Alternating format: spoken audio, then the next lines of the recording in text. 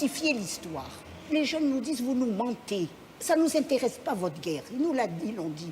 Pourquoi vous avez sorti la France? Alors moi, quand on me dit, vous avez sorti la France, j'ai envie de hurler.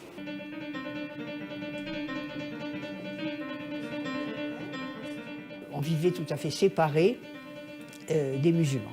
C'était des êtres humains qui étaient dans un décor, qui servaient, mais on les a rendus invisibles. Le 1er novembre 1954, oui, j'ai su qu'il se passait quelque chose. D'ailleurs, toute la presse coloniale en a parlé. Vous êtes aussi d'accord avec la lutte armée? Ah mais bien sûr, sans quoi je ne serais pas au FLN.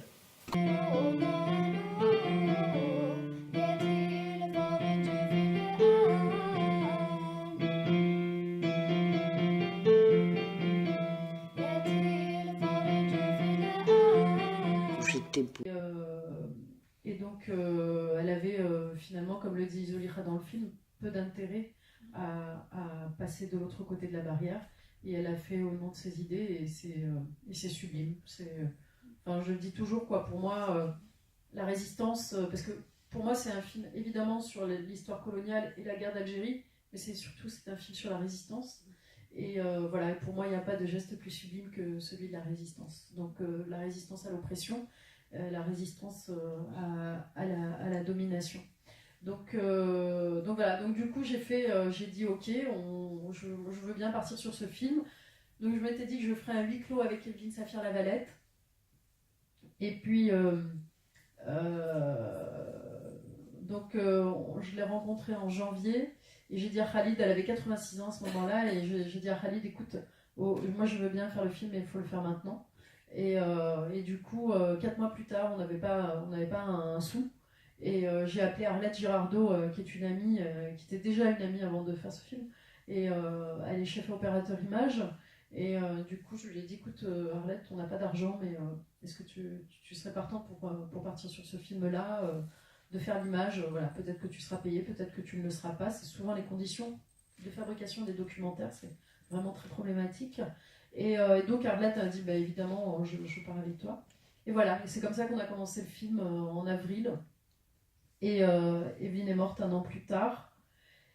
Et quand j'ai montré les images à Anne Lacour, qui est monteuse, qui a monté ce film, qui a monté aussi mon premier film, qui est une amie proche, et Anne m'a dit, écoute, ça me semble compliqué de faire un huis clos juste avec Evelyne. Je pense qu'on n'a pas la matière pour faire un film que sur Evelyne.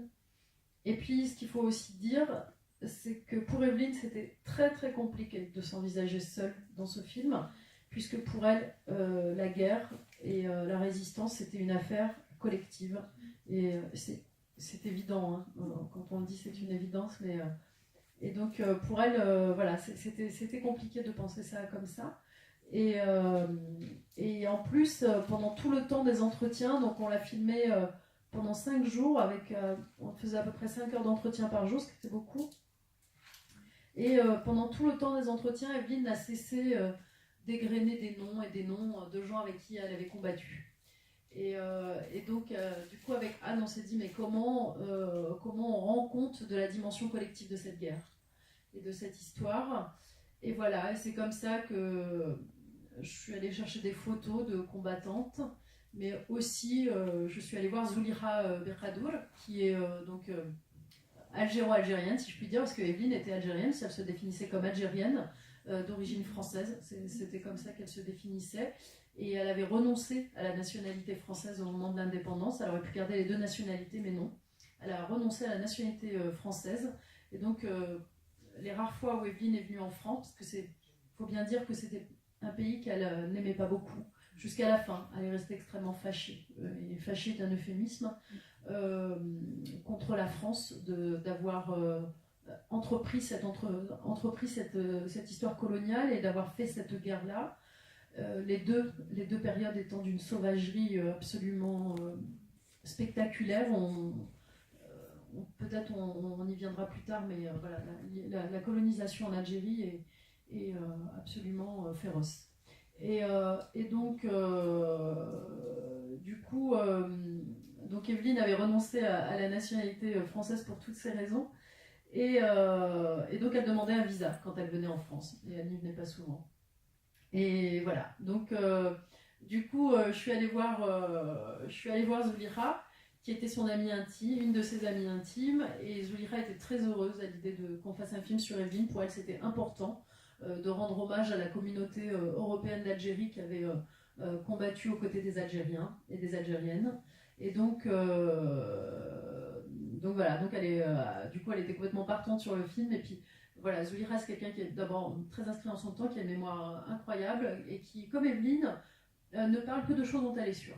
Voilà, c'est-à-dire qu'elle ne fait pas d'extrapolation, donc elle ne supporte pas ça, voilà, de Léon dit et tout ça. Vraiment, elle parle de choses dont elle est sûre.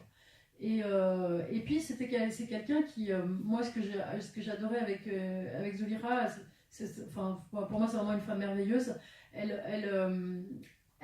a comme ça, elle a gardé une capacité d'indignation qui est vraiment aussi assez incroyable. Elle n'avait jamais de mots assez durs pour qualifier le régime algérien, mais jamais de mots assez durs pour parler de ce qu'était devenu le pays.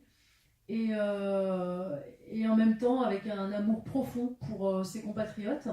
Et donc voilà, et moi c'était quelque chose aussi que j'aimais beaucoup et que j'espérais, et finalement on n'y est pas arrivé, mais que j'espérais aussi amener dans le film, c'est-à-dire faire un peu un pont entre la guerre d'indépendance, la colonisation et l'Algérie d'aujourd'hui. Et voilà, on n'y est pas arrivé, on peut pas tout faire dans un film, on peut pas tout raconter dans un film. Donc voilà, donc du coup j'ai rencontré Zulira comme ça. Et puis j'étais allée voir Alice Cherki, qui est donc psychiatre, psychanalyste, dont je connaissais les travaux.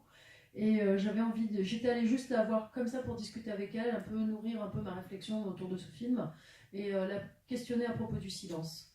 Donc parce que en fait, je suis pas allée voir n'importe quel psychanalyste, je suis allée voir une psychanalyste algérienne.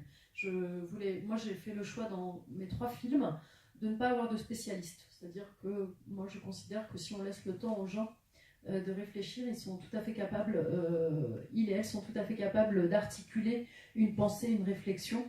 Et on n'a pas besoin d'experts en fait pour expliquer les choses. Les gens sont tout à fait capables de ça. Je l'ai vérifié dans mon travail de cinéaste, mais aussi dans mon travail de journaliste ou de documentariste radiophonique. Et donc voilà. Donc je suis allée voir Alice parce que elle m'intéressait, parce qu'elle avait à la fois la distance de la psychanalyste et la proximité de l'Algérienne. Donc, et puis de fil en aiguille, j'ai proposé à Alice si elle voulait bien être filmée, ce qui était une chose compliquée pour elle, mais qu'elle a finalement accepté. Donc voilà comment j'ai rencontré ces 3 femmes-là. J'étais allée voir une autre amie d'Evelyne qui n'a pas souhaité être filmée. Et donc voilà, c'était très compliqué pour elle. Donc voilà, et moi après je n'ai pas cherché non plus à avoir davantage de personnes dans le film, ça s'est vraiment fait comme ça un peu progressivement.